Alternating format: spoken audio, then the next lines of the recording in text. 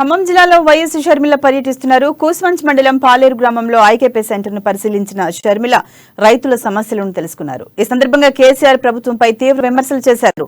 ఈ ప్రభుత్వంలో రైతులకు భరోసా లేదని, కేవలం కొనుగోలు కేంద్రాలు పెట్టి చేతులు దులుపుకున్నారని, తరుగు పేరుతో పెద్ద దోపిడీ జరుగుతుంటే పట్టించుకునే నాడుడే లేడని ఆగ్రహం వ్యక్తం చేశారు. పండగలా ఉండే వ్యవసాయాన్ని దండగలా చేసిన ఘనత కేసీఆర్కే దక్కుతుందని షర్మిల తీవ్ర స్థాయిలో ధ్వజమెత్తారు.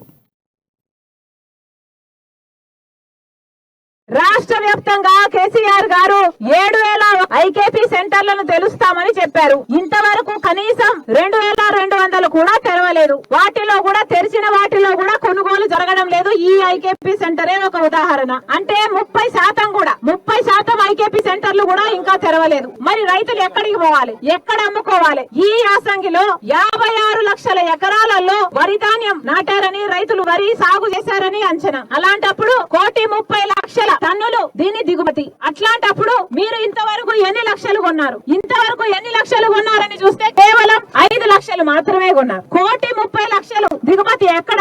5 లక్షలు మీరు కొనడం ఎక్కడ? ఎట్లా సరిపోతుంది? ఇది ఏమైనా ఆలోచన ఉందా ఈ ప్రభుత్వానికి? ఇంత గట్టిగా ఎందుకు చెప్తున్నామంటే, ఒక పక్క వానలు వస్తున్నాయి, వర్షం వస్తుంది, మరి రైతు పరిస్థితి ఏమిటి? ఒక పక్క ఒడ్లు కొట్టుకపోతున్నాయి, ఇంకో పక్క మొలకలు వస్తున్నాయి. రైతు పరిస్థితి ఏమిటి? రైతును ఆదుకునే ప్రభుత్వం